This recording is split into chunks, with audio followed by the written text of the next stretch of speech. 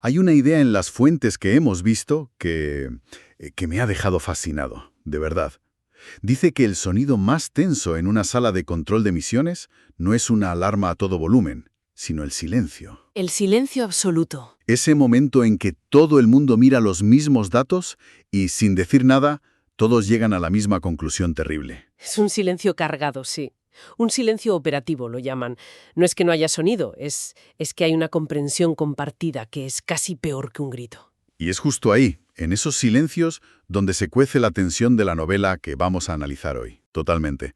Hoy nos metemos de lleno en El Meteoro, el techno-thriller de Joshua T. Calvert.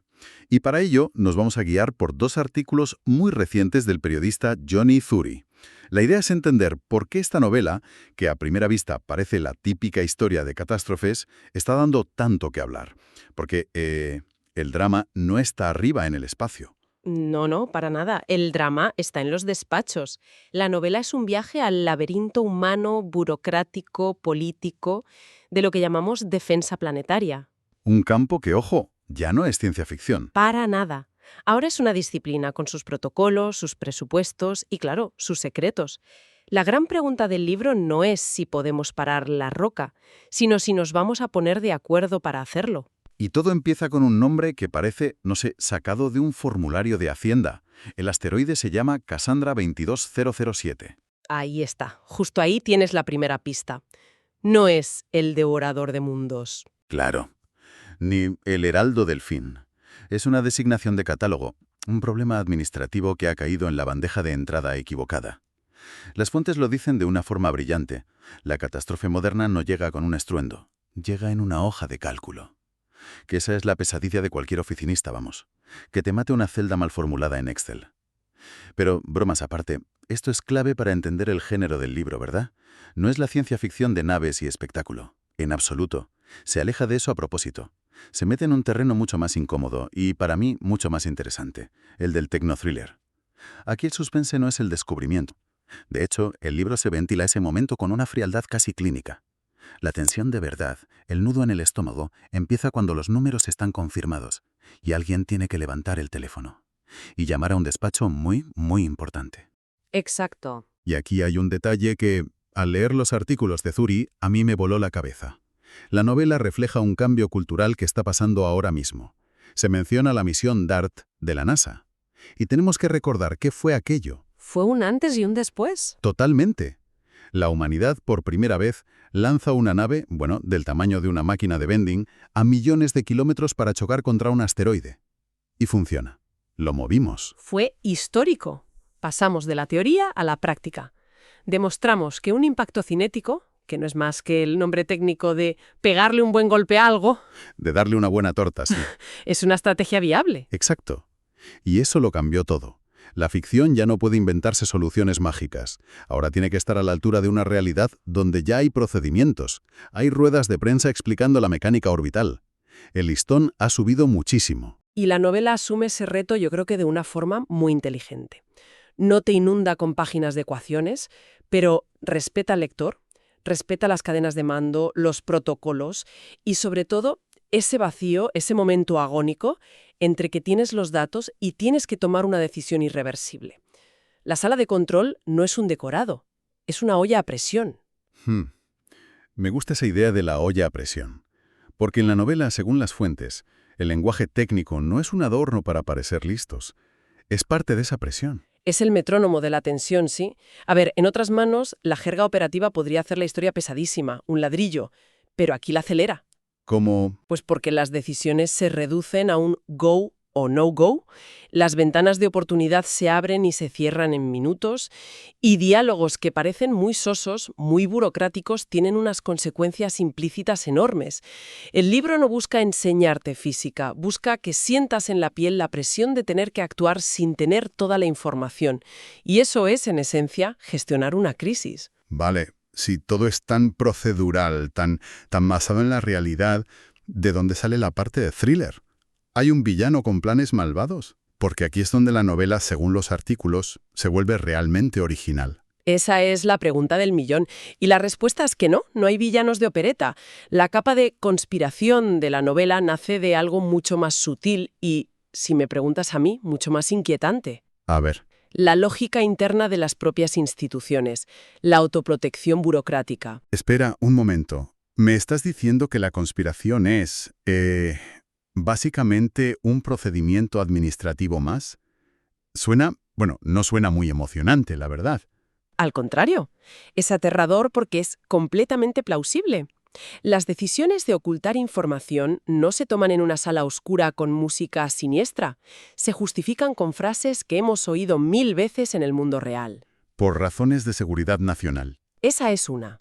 La información está pendiente de una doble verificación. Es crucial para no generar un pánico innecesario. Exacto. Justificaciones que una a una sonan hasta razonables.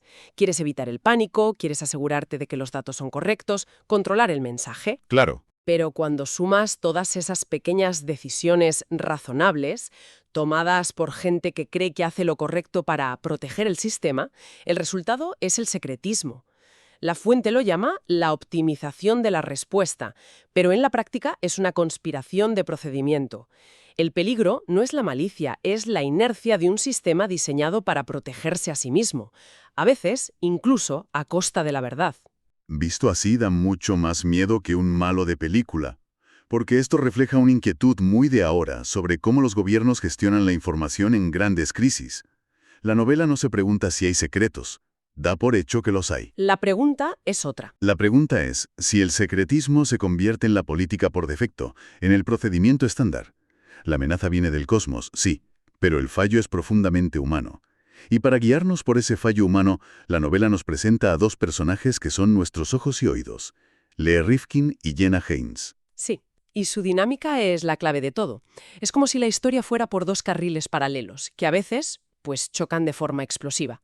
Por un lado, la lógica pura y dura de la operación, y por otro, las consecuencias políticas y humanas. Es un contraste muy bien construido. Rifkin es el ingeniero, el ejecutor. Su mundo es el de los cálculos, las probabilidades. Su pregunta es siempre, ¿podemos hacerlo? Es la solución técnica. Y Jenna Haynes es todo lo contrario. Jenna Haynes trabaja en los pasillos del poder. Su mundo es el del contexto, las implicaciones, la narrativa. Su pregunta no es ¿podemos?, es ¿debemos? Y si lo hacemos, ¿qué contamos mañana? Así que cada decisión técnica del equipo de Rifkin genera una onda de choque política que el equipo de Haynes tiene que gestionar. Me imagino que eso creará conflictos muy interesantes. Constantemente, donde lo que es correcto desde la ingeniería puede ser un desastre político. Y esa dualidad es lo que hace que la historia no sea árida. Cada avance lo vemos desde esos dos ángulos, el problema físico y el problema humano del poder. Y esto nos lleva a un aspecto que las fuentes destacan mucho y que normalmente pasamos por alto: la traducción. La traducción sí. El artículo describe la edición en español de Tomás Ibarra Cervantes como una ingeniería invisible. Reconozco que la primera vez que lo leí, el término me chocó un poco. Invisible. Suena que no se nota. Parece una contradicción, ¿verdad? Pero en realidad es el mayor elogio posible. Es invisible porque el trabajo del traductor en un tecnothriller como este es un equilibrio delicadísimo, un milagro casi. ¿Por qué? A ver, si simplifica demasiado el lenguaje técnico para que sea más fácil, la historia pierde toda su credibilidad. Se convierte en una peli de sobremesa. Claro. Pero si lo deja demasiado literal, demasiado denso, se vuelve ilegible para cualquiera que no sea ingeniero aeroespacial. Se te cae de las manos. Entendido. Por eso es ingeniería invisible. Tiene que conseguir que los procedimientos suenen auténticos, que la jerga sea creíble, pero sin sacrificar nunca el ritmo ni la emoción. Si está bien hecha, como parece que es el caso, no la notas, simplemente fluyes. Pero si falla, todo el edificio se viene abajo. Es como la banda sonora de una película, si es buena, te mete en la escena y ni te das cuenta de que está ahí. Los artículos también apuntan algo interesante sobre el formato. Dicen que la edición para Kindle es una ventaja para un libro así. Sí, y no lo dicen como algo malo, sino como una herramienta que potencia la lectura. Una novela con esta densidad de información, pues se beneficia de poder buscar un término al momento, o de leerla en ratos más cortos, que es como consumimos mucho contenido hoy en día. El formato ayuda al contenido. Y hay que pensar a lo grande porque esto no acaba aquí. El Meteoro es solo la primera entrega de una saga de 4 libros. Esto añade una capa de presión completamente nueva para el autor, imagino. Un desafío tremendo, sí. En una historia de un solo libro, la escalada es sencilla. La amenaza es cada vez mayor y ya está. Pero en una saga que quiere ser realista, la coherencia es un corsé muy estricto. Cada decisión que se toma en el primer libro, cada alianza, cada mentira, tiene que tener consecuencias que se rastren al segundo, al tercero. Exacto. Es una reacción en cadena narrativa. Si, por ejemplo, neutralizan la amenaza en el primer libro, la saga no puede terminar ahí. Claro. La historia de los siguientes tiene que ser sobre las consecuencias geopolíticas, sobre quién se queda con la tecnología, sobre las recriminaciones. El mundo cambia para siempre por esa decisión. O, si no lo consiguen, la saga explorará ese mundo postimpacto. Exige una disciplina brutal. Hay otra señal de la confianza que hay en la historia. Las fuentes mencionan que ya existe un audiolibro en inglés. Que puede parecer un detalle menor, pero no lo es en absoluto. No, el formato de audio es una prueba de fuego. Totalmente. No perdona las debilidades narrativas. Un párrafo muy denso que en un libro puedes releer 2 veces, si lo oyes en un audiolibro y no lo pillas a la primera, te saca por completo de la historia. Te has perdido. ¿Te has perdido? Que se apueste por este formato sugiere que la prosa es clara y que el ritmo funciona. Entonces, si juntamos todas las piezas, ¿qué significa todo esto? ¿Por qué una novela como El Meteoro parece estar conectando tanto con el momento actual? Creo que la clave está en lo que decíamos al principio. La defensa planetaria ha cruzado un umbral. Ha dejado de ser un tema de nicho, de ciencia ficción, y ha entrado en la conversación cultural. La brecha entre la realidad y la ficción se está cerrando a una velocidad de vértigo. Y como público, ya no nos conformamos con explicaciones vagas sobre tecnología muy avanzada. Queremos saber cómo funciona, cuáles son los protocolos, quién está al mando. Exigimos un respeto, ¿no? Esa es la clave. La novela respeta al lector.